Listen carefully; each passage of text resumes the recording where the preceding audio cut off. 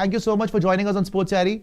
A big shock again. यहाँ पे stun कर दिया इंग्लैंड को. They fought very, very well.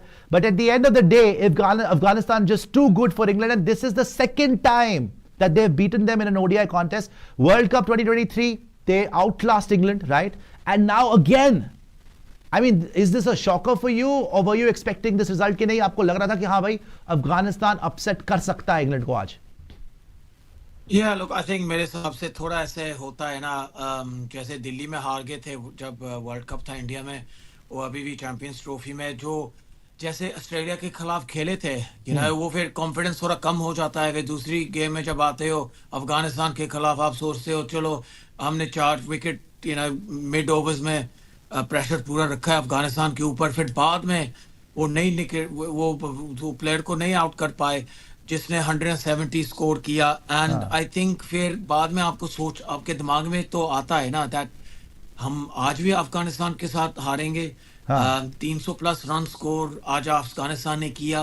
And जब हम देखते हैं ना, ये बात थोड़ी डिटेल से, प्रॉब्लम ये थी ना इंग्लैंड के लिए, इंग्लैंड ने क्या सोचा, इंग्लैंड सोच रहे थे दैट हम बेसबॉल वाइट बॉल फॉर्मेट में लेके आएंगे, जो और कोई देश अभी नहीं कर पाए। वो है 4 बॉलर्स हम लेके आएंगे जो 90 प्लस बॉलिंग कर पाएंगे, एंड हम सब बैट्समैन को डराएंगे, हम री-इवेंट करेंगे ओडीआई क्रिकेट चैंपियंस ट्रॉफी का हमारा प्लेटफॉर्म में, हम सबको दुनिया को दिखाएंगे ये स्ट्रेटजी में हम खेल सकते हैं।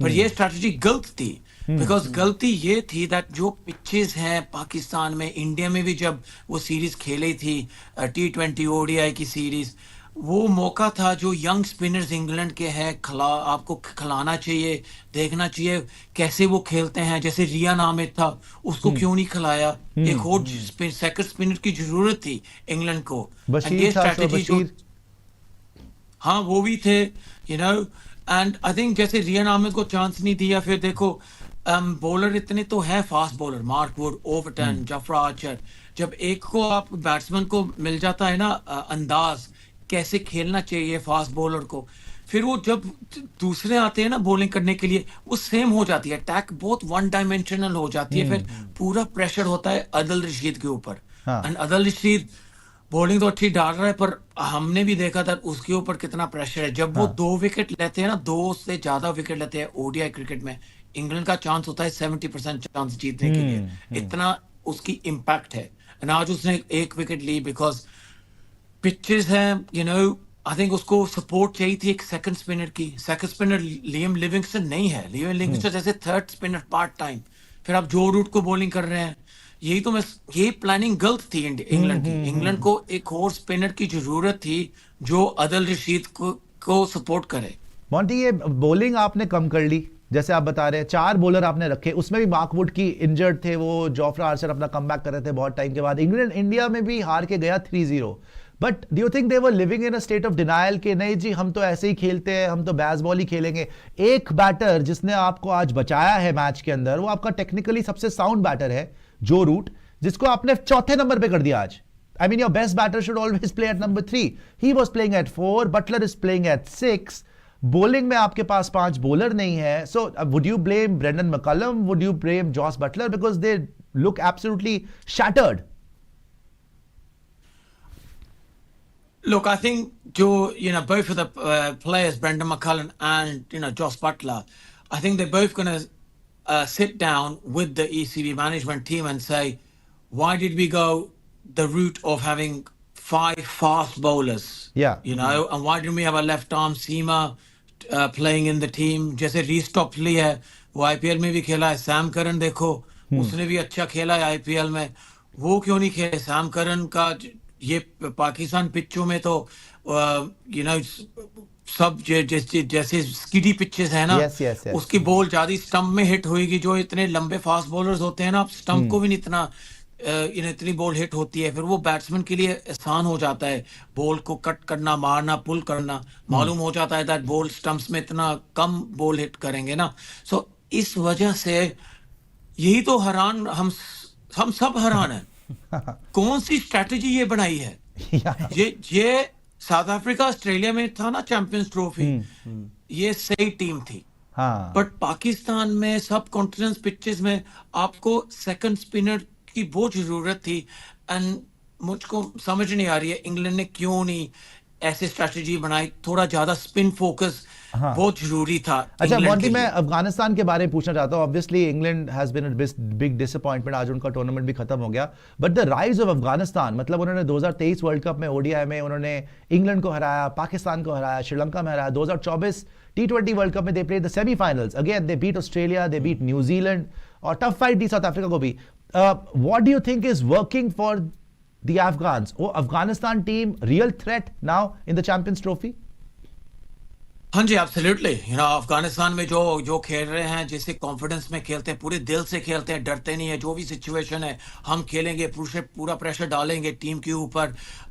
फील्डिंग अच्छी होती है, रशीद खान को देखो, लॉन्ग ऑफ में होता है, वो एग्जांपल देता है प्रेशर सिचुएशन में अच्छी फील्डिंग करेंगे। कैच भी जब लेते हैं पूरे दिल से डाइव मारते हैं। फिर जब सबसे एक्सपीरियंस प्लेयर होता है ना, इस तरह से फील्डिंग बॉलिंग सब कुछ करना, वो सब प्लेयर को पूरी स्पिरिट में ले आते आगे स्पिरिट पॉजिटिव हो जाती है सबकी टीम में अफगानिस्तान के लिए। एंड एक दूसरी बात ये भी है, जोनाथन ट्रॉट ने थोड़ा सिखाया है बैट्समैन को कैसे लंबे इनिंग्स खेलना, सिचुएशन को कैसे संभालना, प्रेशर को कैसे अब्सॉर्ब करना। ये जोनाथन ट्रॉट की सबसे सबसे बेस्ट स्ट्रेंथ थी जब वो बैटिंग करते थे इंग्लैंड के लिए।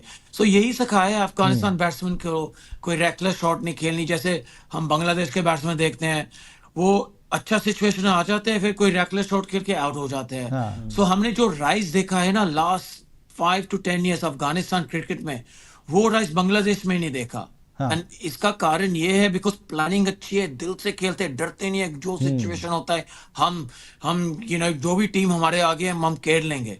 आज 37 for 3 से, from 37 to 3 for 3 they ended up at 325। तो 37 पे 3, और इंग्लैंड भी मतलब क्या किया इंग्लैंड ने, तो वो तो उसमें भी बताइए। और जादरान की इनिंग्स जो 177 उसने मारा, he absolutely crushed England, absolutely crushed them. well, यही तो मैं पहले आपको कह रहा था ना, दैट वन डायमेंशनल हो जाती है ना इंग्लैंड की जो अटैक, बिकॉज कोई लेफ्ट आर्मर नहीं रखा है, सेकंड स्पिनर भी इतना अच्छे तो है नहीं, जैसे लियम लिविंगस्टन हो गए, जो रूट हो गए। एंड जो पहले भी आपको मैं जो शुरुआत थी हमारी इंटरव्यू की, यही मैं कह रहा था थोड़ा सब जो फास्ट बॉलर है ना सिमिलर हाइट के हैं। हाँ। फिर वो सिमिलर रिलीज पॉइंट हो जाता है। फिर एक को फिर जब आपका बैलेंस अच्छा होता है, एक बैट्समैन का आपको अंदाज आता है कैसे खेलना चाहिए, वो फिर 30 ओवर्स की सेम डिलीवरी आपको मिल रही है। फिर आपने क्या करना है, आपको एक बॉलर को टारगेट करोगे, जॉर्ज जोफ्राज को टारगेट किया, फिर ओवरटन को किया, फिर वुड इंजर्ड थे थोड़ा सा, उसको फिर टारगेट करोगे, वो फिर सब बॉलर फिर टारगेट हो जाते हैं। फिर कोई वेरिएशन इतना अच्छा नहीं है स्लो बॉल वाइड यॉर्कर की। सो ये चीज, यही तो आप हम सोच, यही तो इंग्लैंड, इतना टैलेंट इंग्लैंड के पास, इतने प्लेयर अच्छे आ रहे हैं आगे, पर आप यही सोच रहे हैं बस वन डायमेंशनल थिंकिंग। आप अच्छा मोंटी, आगे आपको क्या लगता है, बॉलिंग नहीं करोगे आप नहीं खेल सकते इंग्लैंड के लिए। हाँ, आगे अब आपको क्या लगता है? Now India and New Zealand are through to the semifinal, South Africa is also through to the semifinal, England is out, और अब Afghanistan versus Australia will decide के चौथा सेमीफाइनलिस्ट कौन होता है। So who do you think is gonna be the fourth semifinalist? Do you think Afghanistan can actually beat Australia? Confidence है। ये tournament क्या होता है ना, सही वक्त से आपको पीक करना चाहिए। अफगानिस्तान सही समय से पीक हो रही है, इंग्लैंड को हरा दिया, ऑस्ट्रेलिया को भी हरा सकते हैं एनी गिवन मोमेंट। सो ये तो आई थिंक अफगानिस्तान की बैटिंग के ऊपर होएगा, कितने चेस करना पड़ेगा, वो कितने रन वो टारगेट में रख पाएंगे। सो पूरी फोकस अभी भी अफगानिस्तान बैटिंग के ऊपर है। बट थोड़ा आई थिंक अफगानिस्तान टीम ऐसी है, जब पूरे कॉन्फिडेंस से खेलते हैं ना, ये उन कॉन्फिडेंस इतना मिलेगा ना, इतना मिले अफगानिस्तान को, वो ऐसे सोचेंगे हमने तो वर्ल्ड कप ही जीत लिया, हमने चैंपियंस ट्रॉफी जीत ली, ऐसे माइंडसेट में है। नहीं, वो जब ऐसे माइंडसेट में आप हो जाते हो ना, टीम इतनी खतरनाक हो जाती है, वो सोचेंगे ऑस्ट्रेलिया भी हमारे आगे आ जाए ना, हम ऑस्ट्रेलिया को भी हरा देंगे। अफगानिस्तान ये पूरा पॉजिटिव माइंडसेट में अभी है। जी जी जी। अच्छा Monty, do you think Bazball is officially dead now? ये जो बेसबॉल का इतना हुआ बना था, Bazball is gonna take over the world.